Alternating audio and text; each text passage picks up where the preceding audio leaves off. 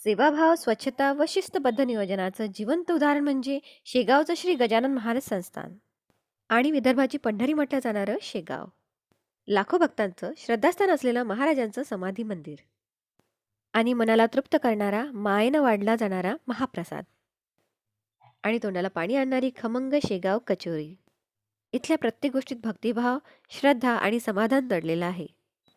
नमस्कार, मी प्रिया. प्रिया बिजवी रेसिपीज या यूट्यूब चॅनलवर तुम्हा सर्वांचं पुन्हा एकदा मनापासून स्वागत आहे. तुम्ही जिथे कुठे राहत असणार तिकडून शेगाव रेल्वे स्टेशनला थांबणारी ट्रेन पकडून तुम्ही शेगावात येऊ शकता. शेगाव स्टेशनवरून बाहेर येताच श्री गजानन महाराजांतर्फे भक्तनिवासात जाण्यासाठी मोफत बससेवा उपलब्ध आहे. दररोज पहाटे 5 वाजेपासून भक्तांच्या उपलब्धतेनुसार दर अर्ध्या 1 तासाने ही अगदी फ्री बससेवा उपलब्ध आहे. आम्ही सकाळी 9 वाजता 20वा भक्तनिवास संकुल येथे पोहोचलो. भक्तनिवासातली स्वच्छता आणि तिथलं वातावरण मनाला प्रसन्न करणारे होते. एकदम कमी पैशामध्ये भक्तनिवासात तुम्ही राहू शकता.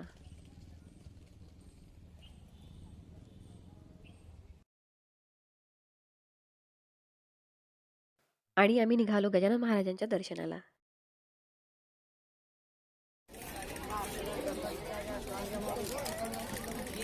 आणि समोर होतं भव्य आणि सुंदर असलेलं प्रवेशद्वार. आणि आतमध्ये गेल्यावर आम्हाला दिसले स्वच्छ आणि सुंदर असलेला मंदिराचा परिसर.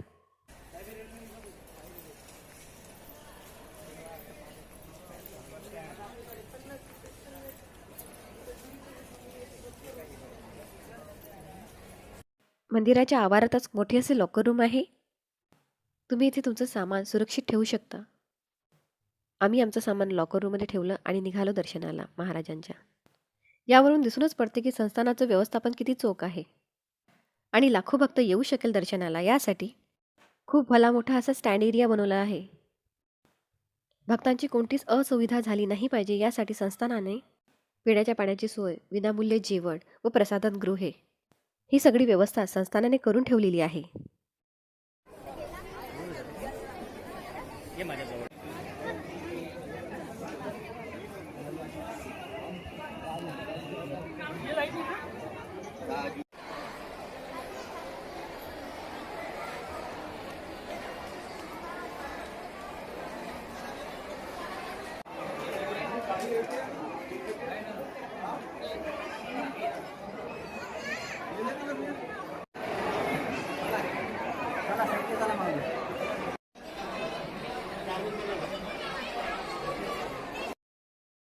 नंतर आम्ही निघालो महाराजांच्या दर्शनाला. महाराजांच्या दर्शनाला किती वेळ लागेल असे जागोजागी फलक लागलेले आहे.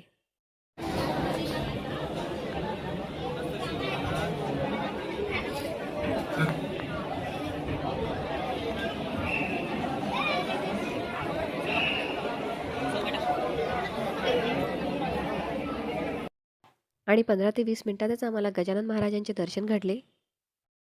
जीवनात एकदा तरी शेगावात यावं आणि महाराजांचं दर्शन घ्यावं.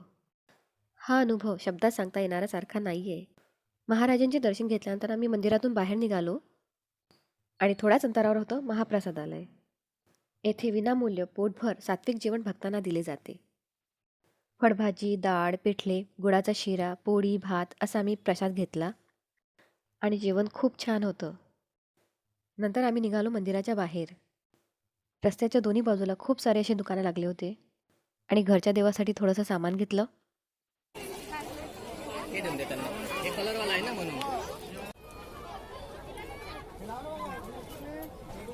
नंतर जाताना आम्ही खाली शेगावची खमंग अशी शेगाव कचोरी, अंदरून नरम असलेली आणि बाहेरून कडक, ही शेगावची कचोरी खायला खूप टेस्टी लागते. जीवनात एकदा तरी शेगावात यावं. मनाला शांती देणारे महाराजांचे दर्शन, तृप्त करणारा सात्विक महाप्रसाद आणि खमंग शेगाव कचोरी हा अनुभव शब्दात सांगू शकत नाही. नंतर आम्ही दुसरी ट्रेन पकडली आणि घराच्या दिशेने निघालो.